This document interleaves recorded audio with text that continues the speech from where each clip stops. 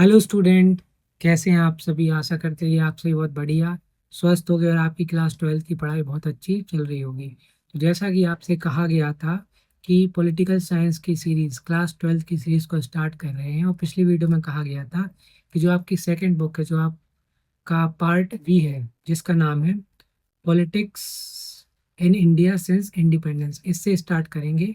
इसके अंदर टोटल आपको पता है 8 चैप्टर्स दिए हुए हैं। तो इन 8 चैप्टर्स को बहुत डिटेल में पढ़ेंगे, और टेलीग्राम जो चैनल है वो डिस्क्रिप्शन में मिल जाएगा आपको। तो जो आपका 12th क्लास का पॉलिटिकल साइंस का जो सिलेबस है उसको भी टेलीग्राम चैनल पर अपलोड कर दिया गया है, तो आप उसे एक बार देख लीजिएगा। तो जो पहला चैप्टर है आपका, जो पार्ट बी है, उसका नाम क्या है? Challenges of nation building. तो इसका ये पार्ट 1 है, मतलब जो ये चैप्टर है इसको 4 पार्ट में लेकर आएंगे, तो ये पहला पार्ट है। तो बहुत डिटेल में ये चैप्टर पढ़ने वाले हैं अपन, और बहुत मज़ा आएगा। कंटेंट भी एकदम ज़बरदस्त लेकर आए हैं, जो आपको मुझे लगता है कि पसंद आएगा। तो जो आपकी सेकंड बुक है, पार्ट बी है, उसका नाम क्या है? Politics in India since independence. ये रही आपकी बुक। टोटल 8 चैप्टर्स इसके अंदर दिए हुए हैं। जो आपका पहला चैप्टर है उसका नाम क्या है? Challenges of nation building. तो इसको डिटेल में पढ़ने वाले हैं, और ये चैप्टर 4 पार्ट में होने वाला है। तो कौन से वो पार्ट में डिवाइड किया गया है वो भी आपको बताएंगे। तो इस चैप्टर के अंदर अपन क्या पढ़ने वाले हैं? तो जो आपका ये जो चैप्टर है चैलेंजेस ऑफ नेशन बिल्डिंग, इसके अंदर क्या पढ़ने वाले हैं? तो इस चैप्टर के अंदर अपन पढ़ने वाले हैं एक न्यू नेशन स्टेट के बारे में पढ़ने वाले हैं, यानी जब इंडिया इंडिपेंडेंस हो गया, जब इंडिया को इंडिपेंडेंस मिल गई, स्वतंत्रता मिल गई, तो उसको पढ़ने वाले हैं अपन। साथ ही साथ जब इंडिया इंडिपेंडेंस हो गया तो उसके सामने कौन कौन से चैलेंजेस आए, उनको भी पढ़ेंगे। उसके बाद इंडिया का पार्टीशन कैसे हुआ, उसकी क्या प्रोसेस रही, उसके क्या परिणाम निकल के सामने आए, तो उसके बारे में ही पढ़ेंगे। फिर जो प्रिंसली स्टेट थे उनको किस तरीके से मर्ज किया गया, ये प्रिंसली स्टेट क्या है, उनके साथ कौन कौन सी समस्याएं थी, गवर्नमेंट ने कौन सी अप्रोच अपनाई। और साथ ही साथ पढ़ेंगे कि रीऑर्गेनाइजेशन ऑफ स्टेट, स्टेट की बाउंड्री को फिर से किस तरीके से ड्रॉ किया गया, इनके बारे में भी पढ़ेंगे। तो 4 पार्ट में डिवाइड किया गया है।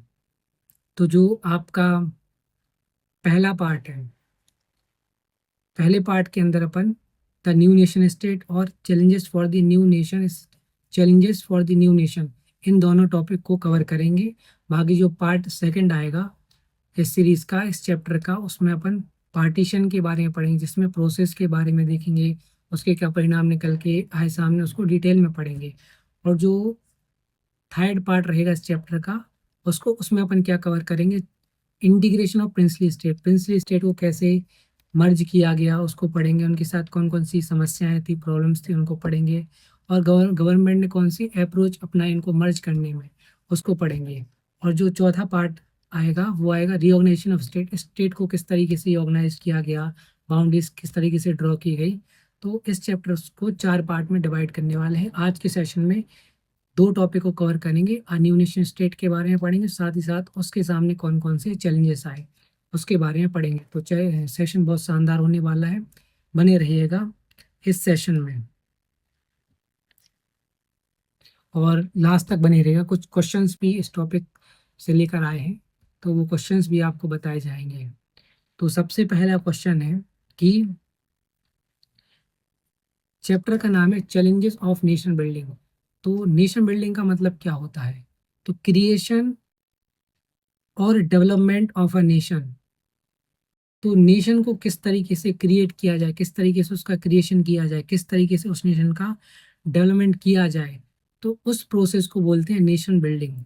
तो ये इस पे ये कब होता है? जब जब कोई कोई भी नेशन रिसेंटली इंडिपेंडेंट हुआ हो, तब ये होता है। जैसे इंडिया इंडिपेंडेंट हुआ था तो उसके सामने ये सवाल आया था, चैलेंज आया था कि इंडिया को किस तरीके से बिल्ड किया जाए, किस तरीके से उसको बनाया जाए, किस तरीके से उसको क्रिएट किया जाए, उसका क्रिएशन किया जाए, किस तरीके से उसको डेवलप्ड किया जाए। तो इस पूरी प्रोसेस को ही क्या बोलते हैं? नेशन बिल्डिंग बोलते हैं। तो नेशन बिल्डिंग का मतलब आपको समझ में आया होगा। तो ये जो चैप्टर है स्टार्ट होता है, तो सबसे पहले न्यू नेशन स्टेट के बारे में पढ़ेंगे कि इंडिया एक न्यू नेशन स्टेट इंडिया एक न्यू नेशन स्टेट के रूप में कैसे उभर कर आया। तो जैसे आपको पता है, आपने हिस्ट्री में पढ़ा होगा कि जो ब्रिटिश रूल था वो लगभग 200 ईयर्स तक रहा था इंडिया में, लेकिन मिडनाइट, मध्य रात्रि को 14-15 अगस्त की मध्य रात्रि को इंडिया इंडिपेंडेंट हो जाता है और एक नया नेशन स्टेट के रूप में सामने उभर के आता है। तो ये उस टाइम का न्यूज़पेपर है जो कि क्या बता रहा है कि 200 ईयर्स का जो ब्रिटिश का रूल था इंडिया के अंदर वो समाप्त हो चुका है और इंडिया अब एक न्यू नेशन स्टेट बन चुका है।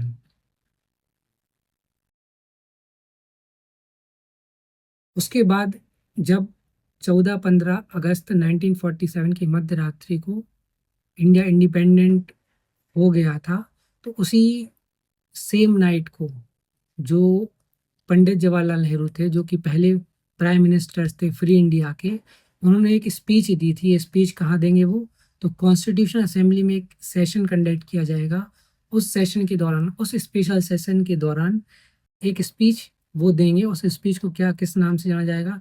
Thrust with destiny. इस स्पीच का नाम ऐसा क्यों पड़ा? तो ये एक बहुत फेमस स्पीच है, इसका नाम है थ्रस्ट विथ डेस्टिनी। इसका मतलब क्या है? तो जब लंबे समय से आप किसी भी चीज़ के लिए प्रतीक्षा कर रहे हैं और सफलता मिल जाए, उसे कहते हैं थ्रस्ट विथ डेस्टिनी। जब वो ये स्पीच दे रहे थे, इस स्पीच का नाम क्या पड़ गया? Thrust with destiny. तो क्वेश्चन आ जाएगा, what do you mean by thrust with destiny? तो आशा करते हैं कि आप लिख पाएंगे, आपको समझ में आ गया होगा। उसके बाद जब इंडिया इंडिपेंडेंस नहीं हुआ था, जब इंडिया के अंदर नेशनल मूवमेंट, राष्ट्रीय आंदोलन चल रहे थे, तो उस टाइम पे डिसाइड किया गया था कि जब इंडिया इंडिपेंडेंस हो जाएगा, जब इंडिया स्वतंत्र हो जाएगा, तो कुछ गोल्स कुछ गोल्स थे जो कि सभी लोगों ने सहमति जताई कि हम इन गोल्स पर काम करेंगे। तो 2 गोल्स थे जो सभी लोग इन गोल्स पर एग्री थे कि जब इंडिया इंडिपेंडेंस हो जाएगा तो इन गोल्स पर काम करना ही है, इनको इंडिया में अप्लाई करना ही है। कौन कौन से वो गोल्स थे? तो पहला गोल्स था, run run our country through democratic government. तो जो हमारी कंट्री है उसको कैसे रन किया जाएगा? तो डेमोक्रेटिक गवर्नमेंट यानी लोकतांत्रिक सरकार के अकॉर्डिंग ही चलाया जाएगा। सेकंड गोल क्या था? कि गवर्नमेंट गवर्नमेंट काम करेगी सबके भले के लिए, गवर्नमेंट सबके लिए भले, सबकी भलाई के लिए काम करेगी। खास करके जो गरीब हैं, जो सोशली डिसएडवांटेज ग्रुप है, उन पे ज़्यादा ध्यान दिया जाएगा। तो विथ दिस इंडिपेंडेंस, तो इस इंडिपेंडेंस के साथ ही इंडिया क्या बन गया? एक नया नेशन स्टेट बन चुका है।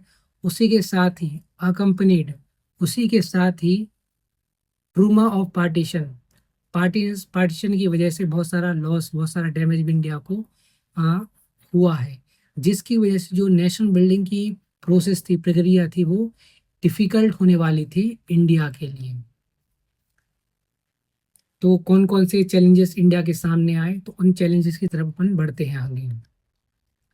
उससे पहले ये एक इमेज है जिसमें जो पंडित जवाहरलाल नेहरू जी हैं वो बोल रहे हैं, बातें कर रहे हैं लोगों से, इनको बधाई दे रहे हैं रेड फोर्ट पर खड़े हुए 15 अगस्त 1947 को। ये हमारे पंडित जवाहरलाल नेहरू जी जो लोगों से बातचीत करते हुए उनको बधाइयाँ देते हुए रेड फोर्ट पर खड़े होकर। तो अब कौन कौन से, अब इंडिया क्या बन चुका है? एक नया नेशन स्टेट बन चुका है। अब उस नए नेशन न्यू नेशन स्टेट के, यानी इंडिया एक नया नेशन स्टेट बन चुका है, उस नेशन स्टेट के सामने कौन कौन से चैलेंजेस आए? तो जब इंडिया नेशन बिल्डिंग की प्रोसेस की प्रक्रिया चल रही थी, तो इंडिया को 3 तरीके के चैलेंजेस को फेस करना पड़ा। वो कौन कौन से चैलेंजेस थे? तो पहला चैलेंजेस था यूनिटी एंड डाइवर्सिटी। दूसरा चैलेंजेस था इस्टेब्लिश द डेमोक्रेसी। तीसरा चैलेंजेस था challenge of development and welfare. तो इन 3 चैलेंजेस को एक एक कर अपन पढ़ते हैं। तो पहला चैलेंजेस क्या था? पहला चैलेंजेस था यूनिटी एंड डाइवर्सिटी। तो फर्स्ट चैलेंजेस क्या था कि इंडिया को किस तरीके से यूनाइटेड किया जाए। इंडिया जब इंडिपेंडेंस हो गया तो पहला चैलेंज, फर्स्ट चैलेंज सामने निकल कर आया कि इंडिया को यूनाइटेड कैसे रखा जाए। ये पहला चैलेंज सामने आया। ऐसा क्यों, ये पहला चैलेंज क्यों निकल के आया सामने? क्योंकि इंडिया के अंदर बहुत ज़्यादा डाइवर्सिटी थी। यहाँ अलग अलग प्रकार की भाषाएं बोली जाती थी, कल्चर्स कल्चर्स और रिलीजन को फॉलो किया जाता था। डिफरेंट बैकग्राउंड के लोग यहाँ रहते थे, और साथ ही साथ लोगों का मानना था कि इतनी डाइवर्सिटी के होने के बावजूद ही क्या इंडिया ज़्यादा देर तक यूनाइटेड रह पाएगा। तो इसकी वजह से ये पहला चैलेंजेस बन गया था, और पार्टीशन की वजह से लोगों के बीच डर का माहौल था कि अब क्या इंडिया यूनाइटेड रह पाएगा कि नहीं रह पाएगा। तो ये पहला चैलेंजेस था कि इंडिया को यूनाइटेड कैसे रखा जाए। तो पहले चैलेंजेस, प्राइमरी चैलेंजेस के रूप में ये उभर के आया। अब आगे बढ़ते हैं सेकंड चैलेंजेस की ओर। सेकंड चैलेंजेस क्या है? तो सेकंड चैलेंजेस है इस्टेब्लिश द डेमोक्रेसी। डेमोक्रेसी को किस तरीके से इस्टेब्लिश किया जाए। तो जब इंडिया इंडिपेंडेंस हो गया तो कॉन्स्टिट्यूशन बनाया गया। तो जो कॉन्स्टिट्यूशन बनाया गया वो डेमोक्रेटिक कॉन्स्टिट्यूशन बनाया गया। जो सिटीजन्स थे उनको फंडामेंटल राइट्स दिए गए, वोट करने का अधिकार दिया गया, और इंडिया ने पार्लियामेंट्री सिस्टम और डेमोक्रेटिक इलेक्शंस को भी एक्सेप्ट कर लिया। तो बिगेस्ट चैलेंजेस क्या था? बिगेस्ट चैलेंजेस क्या था कि रन द कंट्री, कंट्री को किस तरीके से रन किया जाए इन प्रिंसिपल्स के अकॉर्डिंग। यानी डेमोक्रेटिक कॉन्स्टिट्यूशन को हमने अडॉप्ट कर लिया था, अब इनको देश में किस तरीके से इम्प्लीमेंट किया जाए, ये एक बड़ा चैलेंजेस था इंडिया के सामने। तो पहला चैलेंजेस यूनिटी एंड डाइवर्सिटी, इतनी डाइवर्सिटी के बावजूद भी इंडिया को यूनाइटेड कैसे रखा जाए। सेकंड चैलेंजेस क्या था कि डेमोक्रेसी को स्टैब्लिश कैसे किया जाए। जो डेमोक्रेटिक प्रिंसिपल हमने अपना लिए हैं तो उसको इम्प्लीमेंट कैसे किया जाए देश के अंदर। अब बढ़ते हैं थर्ड चैलेंजेस की ओर। तो तीसरा चैलेंजेस क्या था? चाहे डेवलपमेंट, कैसे विकास किया जाए और लोगों का कल्याण किया जाए। तो किस तरीके से डेवलपमेंट किया जाए कि सभी लोगों का क्या हो, विकास हो, सभी लोगों का प्रॉफिट हो, सभी लोगों का फायदा हो। तो इसके लिए कॉन्स्टिट्यूशन में सभी के लिए इक्वल राइट्स भी दिए गए, सभी नागरिक के लिए इक्वल राइट्स भी दिए गए। स्पेशल प्रोटेक्शन प्रोवाइड की गई, वीकर सेक्शन जो माइनॉरिटी ग्रुप्स थे उनके लिए स्पेशल प्रोटेक्शन भी प्रोवाइड की गई। डायरेक्टिव प्रिंसिपल्स दिए गए, किसके लिए दिए गए? तो ये सरकार के लिए गए, उनको गाइड किया गया कि आपको किस तरीके से काम करना है जिससे जो लोग हैं उनका कल्याण हो। और इस डेवलपमेंट के दौरान कौन कौन से चैलेंजेस आए? मेन चैलेंजेस क्या था इस डेवलपमेंट के दौरान कि गरीबी कैसे रिमूव की जाए, और साथ ही साथ जो इकोनॉमिक डेवलपमेंट है, आर्थिक क्षेत्र में जो विकास है उसको इम्प्रूव कैसे किया जाए। तो ये तीसरा चैलेंजेस था जो कि इंडिया के सामने इंडिपेंडेंस के बाद सामने होकर आया। पहला चैलेंजेस क्या था? यूनिटी एंड डाइवर्सिटी, इतनी डाइवर्सिटी होने के बावजूद इंडिया को यूनाइटेड कैसे रखा जाए। दूसरा चैलेंजेस डेमोक्रेटिक कॉन्स्टिट्यूशन तो इंडिया ने अपना ही लिया था, लेकिन उसको कैसे इम्प्लीमेंट किया जाए, ये आया था सेकंड चैलेंजेस। तीसरा चैलेंजेस डेवलपमेंट कैसे किया जाए, लोगों का वेलफेयर कैसे किया जाए। तो ये था तीसरा चैलेंजेस जिसके अंदर अपन ने देखा कि पॉवर्टी को कैसे हटाया जाए, इकोनॉमिक डेवलपमेंट कैसे किया जाए, उसको इम्प्रूव कैसे किया जाए। तो ये तीन चैलेंजेस थे जो इंडिया के सामने निकल कर आए थे आफ्टर इंडिपेंडेंस। तो नेशन बिल्डिंग के दौरान आफ्टर इंडिपेंडेंस जब इंडिया नेशन बिल्डिंग की प्रोसेस चल रही थी तो उसमें सबसे बड़ा चैलेंज तो यही था कि नेशन को किस तरीके से बिल्ड किया जाए, नेशनल यूनिटी को किस तरीके से मेंटेन किया जाए, सिक्योरिटी कैसे बनाए रखें। तो ये प्राइमरी चैलेंजेस बन गया था इंडिपेंडेंस के दौरान। इंडिया चाहता था कि कंट्री यूनाइटेड रहे, डिफरेंट रीजन्स यहाँ पे थे, वहाँ के लोग की डिफरेंट डिफरेंट नीड्स थी, प्रॉब्लम्स थी। तो और इंडिया को साथ ही काम करना था कि डेमोक्रेसी को किस तरीके से इस्टेब्लिश किया जाए, डेवलपमेंट को किस तरीके से अचीव किया जाए इक्वलिटी और जस्टिस के साथ। तो नेशन बिल्डिंग के दौरान ये कुछ समस्याएं आ रही थी इंडिया को। अब उसके बाद 1950s में तीन स्टैम्प जारी किए जाते हैं। तो ये तीन स्टैम्प किस लिए जारी किए जाते हैं? तीन स्टैम्प, तो तीन स्टैम्प जारी किए जाते हैं। कब जारी किए जाते हैं? 26 जनवरी 1950, जब इंडिया एक रिपब्लिक कंट्री बन जाता है। उस दौरान तीन स्टैम्प जारी किए जाते हैं। और ये तीन स्टैम्प क्या दर्शाते हैं? तो 1950s में कौन कौन से चैलेंजेस इंडिया के सामने आए, कौन कौन से इंडिया के गोल्स थे 1950s में, उनको दर्शाते हैं ये तीनों स्टैम्प। तो एक एक करके इन स्टैम्प्स को समझ लेते हैं। जो आपका पहला स्टैम्प है, तो इसमें जो पिक्चर बनी हुई है ये क्या दर्शाती है? तो ये इंडस्ट्रियल प्रोग्रेस को दर्शाती है। 1950s में ये चैलेंजेस सामने आया था कि इंडिया में औद्योगिक क्षेत्र में किस तरीके से विकास किया जाए, इंडस्ट्रीज को किस तरीके से डेवलप किया जाए, उसमें किस तरीके से प्रोग्रेस लाई जाए। तो ये चैलेंजेस था 1950s में। और कौन से चैलेंजेस थे 1950s में? एग्रीकल्चर के क्षेत्र में ये स्टेम क्या दर्शाता है कि एग्रीकल्चर के क्षेत्र में किस तरीके से डेवलपमेंट किया जाए। और जो तीसरा स्टैम्प है वो क्या दर्शाता है कि नेशनल यूनिटी कैसे बनाए रखें, और साथ ही साथ लोगों को अवेयर कैसे किया जाए, लोगों के प्रति अवेयरनेस कैसे, जागरूकता कैसे फैलाई जाए। तो जब न्यू रिपब्लिक इंडिया, तो ये स्टैम्प क्या दर्शाते हैं? ये स्टैम्प ये दर्शाते हैं कि न्यू रिपब्लिक इंडिया क्या चाहता था, साथ ही साथ उसके क्या ड्रीम थे, क्या चैलेंजेस थे 1950s में। तो 1950s में तीन चैलेंजेस देखे। तीन चैलेंजेस अपन ने जब इंडिया इंडिपेंडेंस हो गया उसके तुरंत बाद तीन चैलेंजेस पढ़े अपन ने। उसके बाद 1950s में इंडिया के पास कौन कौन से चैलेंजेस थे उनके बारे में पढ़ा, तो इस स्टैम्प के माध्यम से दर्शाया गया है, तो उनके बारे में पढ़ा। उसके बाद आगे बढ़ते हैं और कुछ स्टेटमेंट, कुछ बातें की गई थी उनको देख लेते हैं। जैसे महात्मा गांधी जी ने कुछ कहा था इंडिपेंडेंस को लेकर और पेन, पार्टीशन के पेन को लेकर। तो उन्होंने क्या कहा था? उन्होंने कहा था कि कल हम अंग्रेजी राज्य की गुलामी से आज़ाद हो जाएंगे, लेकिन आधी रात को बंटवारा भी हो जाएगा। इसलिए कल का दिन हमारे लिए कैसा रहेगा? खुशी का दिन भी रहेगा और गम का दिन भी रहेगा। तो उन्होंने कहा था कि कल हम आज़ाद तो हो जाएंगे, लेकिन भारत का बंटवारा भी हो जाएगा। इसलिए कल का दिन हमारे लिए कैसा दिन रहेगा? खुशी का भी और दुख का भी दिन रहेगा। ये गांधी जी ने कब कहा था? 14 अगस्त 1947 को कहा था, जब वो कलकत्ता में थे। तो ये एक प्रकार से खुशी और दुख को दर्शा रहा है ये स्टेटमेंट। ये स्टेटमेंट बहुत इंपॉर्टेंट, यहाँ से क्वेश्चन बन सकता है। ऐसे क्वेश्चन बनेगा तो वो लास्ट में बताया जाएगा आपको किस तरीके से यहाँ से क्वेश्चन बनेगा। सेशन में आपको अंत तक, लास्ट तक बने रहना है। उसके बाद कुछ पोएट थे जिन्होंने अपने विचारों के माध्यम से, अपनी कविताओं के माध्यम से फ्रीडम, स्वतंत्रता और पार्टीशन को बताया है। तो ये जो आप न्यूज़पेपर देख रहे हैं, डाउन, ये जो न्यूज़पेपर है ये एक पाकिस्तान का न्यूज़पेपर है, पाकिस्तानी न्यूज़पेपर है। इस न्यूज़पेपर में क्या बताया जा रहा है कि जो ब्रिटिश के पास जो पावर थी वो ट्रांसफर कर दी गई है इंडिया और पाकिस्तान के पास। और ये जो व्यक्ति है इनका नाम है फैज़ अहमद फैज़।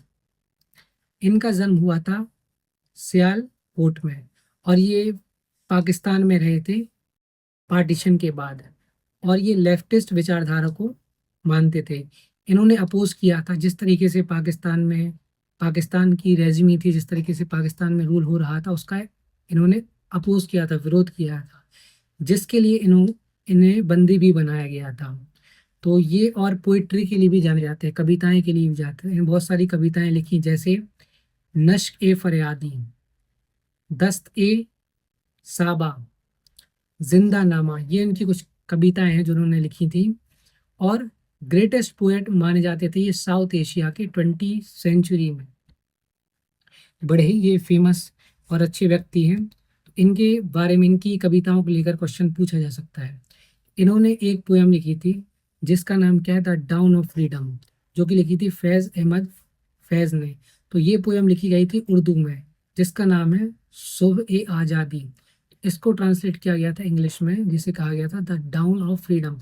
तो इस पोएम के बारे में इन्होंने समझ लेते हैं कि इस पोएम में इन्होंने क्या कहा था। फैज़ अहमद फैज़, इन्होंने जो पोएम लिखी थी द डाउन ऑफ फ्रीडम, इसका मतलब क्या? स्वतंत्रता की सुबह। अब दोनों देश स्वतंत्र हो चुके हैं, और उस सुबह इन्होंने क्या कहा था अपनी पोएम में? तो इस पोएम के माध्यम से इन्होंने अपने सैडनेस को, अपनी उदासी को दर्शाया है। पार्टीशन की वजह से 1947 में जो पार्टीशन हुआ है उसकी दुख को दर्शाया गया है कि ऑल थ्रू इंडिया और पाकिस्तान अब दोनों इंडिपेंडेंस हो चुके हैं। ठीक है, साथ ही साथ फ्रीडम की वजह से साथ ही साथ फ्रीडम के बहुत ज़्यादा वायलेंस भी देखने को मिला है, सफरिंग देखने को मिली है, माइग्रेशन देखने को मिला है। पोएट ये कहना चाहते हैं कि जैसा लोगों ने सोचा था, जिस तरीके की आज़ादी का लोगों ने स्वप्न देखा था, ये उस तरीके की ये स्वतंत्रता नहीं है। तो इस पोएम के माध्यम से पेन और डिसअपॉइंटमेंट को दर्शाया गया है लोगों की पार्टीशन के दौरान। ठीक है, तो ये पोएम का मतलब आपको समझ में आया होगा। तो ये पोएम किसने लिखी थी, इससे क्वेश्चन आ सकता है। उसके बाद अगले पेज पर चलते हैं। तो अगले पेज पर एक और न्यूज़पेपर दिया गया है, जो न्यूज़पेपर है द टाइम्स ऑफ इंडिया। ये न्यूज़पेपर कहाँ का, इंडिया का है। जिसमें क्या बताया जाए कि एक नए नेशन का बर्थ हुआ है, एक नए नेशन का जन्म हुआ है। तो इंडिया का बताया जा रहा है कि इसमें जो बर्थ हुआ है, एक नए नेशन का बर्थ हुआ है, यानी इंडिया इंडिपेंडेंस हुआ है, फ्री हुआ है, स्वतंत्र हुआ है। तो ये भी एक क्या है, पोएट हैं जिनने अपने पोएट्री के माध्यम से कुछ फ्रीडम और पार्टीशन को लेके बताया था। तो उन्होंने क्या कहा था, तो ये कौन थी सबसे पहले, तो ये पंजाबी पोएट थी और बहुत अच्छी राइटर्स थी। इन्हें बहुत सारे अवार्ड भी मिल चुके हैं, जैसे Sahitya academy award, Padmashri award, Jnanpith award. और साथ ही साथ ये पार्टीशन के बाद कहाँ रुकी थी, दिल्ली में रही थी ये। और राइटिंग में बहुत ज़्यादा एक्टिव थी। और इन्होंने, बहुत इंपॉर्टेंट है ये, नागमणि, ये एक पंजाबी मंथली मैगजीन है जो कि लास्ट लास्ट तक इन्होंने लिखी थी। तो ये बहुत इंपॉर्टेंट है, नागमणि मंथली मैगजीन थी, पंजाबी मंथली मैगजीन थी। इन्होंने एक पोएम भी लिखी थी, और ये पंजाबी पोएम थी जिसका नाम था आज अक वारिसा नू, जिसे इंग्लिश में ट्रांसलेट किया गया था टुडे आई कॉल वारिसा, मैं आज वारिसा को पुकारती हूँ।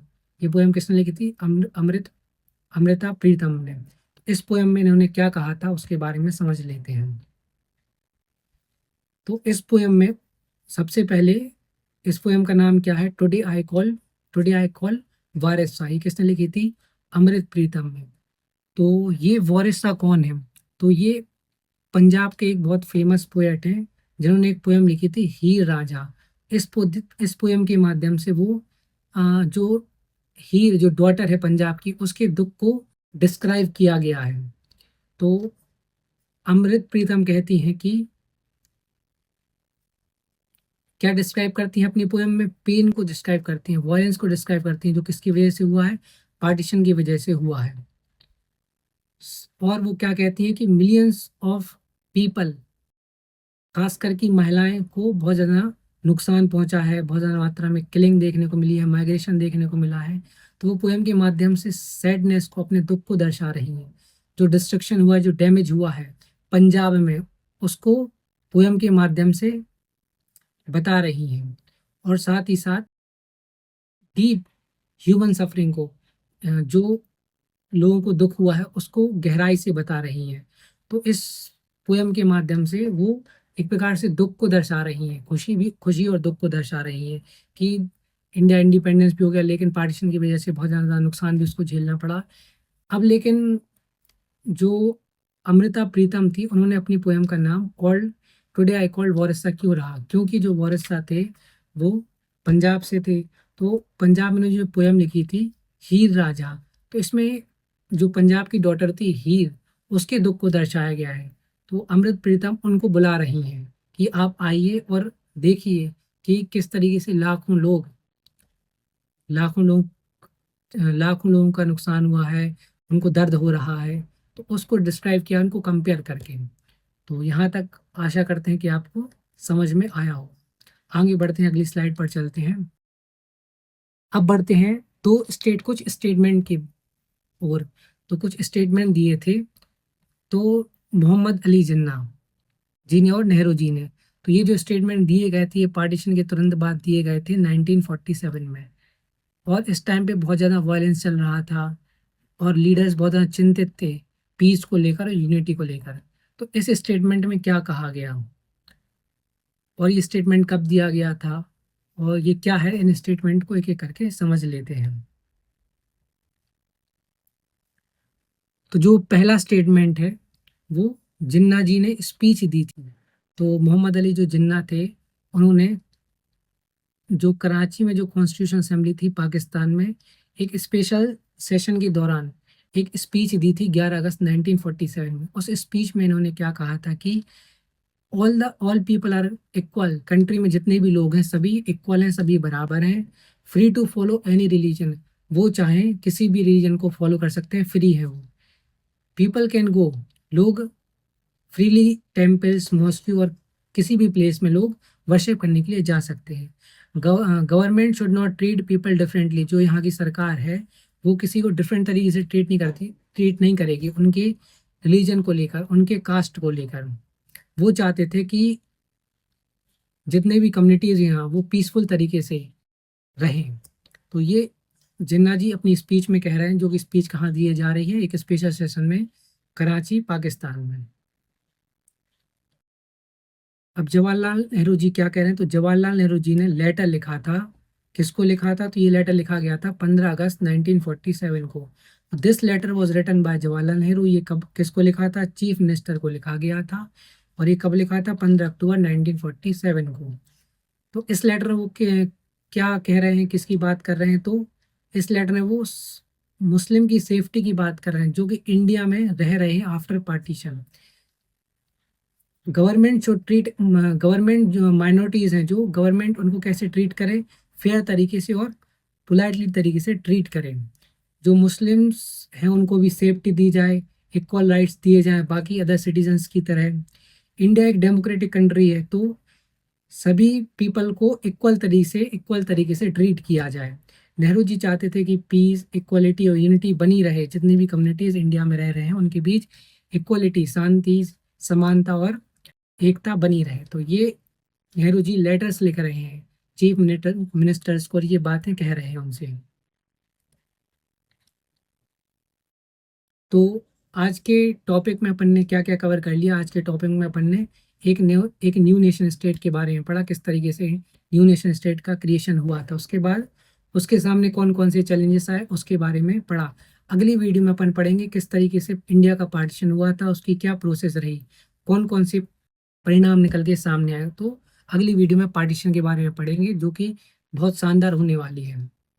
अब कुछ क्वेश्चन जो कि आपके प्रैक्टिस के लिए लेकर आए हैं, इन क्वेश्चंस को आपको प्रैक्टिस करके देखना है। तो ये 5 क्वेश्चन आपको इसके आंसर लिख के देखने हैं। पहला क्वेश्चन कि नेशन बिल्डिंग क्या है, ट्रस्ट विथ डेस्टिनी से आप क्या समझते हैं, टू गोल्स कौन से थे जो सभी एग्री थे नेशनल मूवमेंट के दौरान, 3 चैलेंजेस कौन से थे, वो कौन से 3 चैलेंजेस थे जब इंडिया ने फेस किए थे इंडिपेंडेंस के तुरंत बाद। तो ये 3 चैलेंजेस आपको कमेंट बॉक्स में कमेंट करना है, ये बहुत इंपॉर्टेंट क्वेश्चन है। उसके बाद अगला क्वेश्चन है, महात्मा गांधी ने जो 15 अगस्त 1947 का दिन था उसको खुशी और दुख का दिन क्यों कहा है, इसको एक्सप्लेन करना है। तो ये कुछ क्वेश्चन जिनके आंसर आपको लिख के देखना है, और जो चौथा क्वेश्चन है उसका आपको कमेंट बॉक्स में उसका आंसर कमेंट करना है।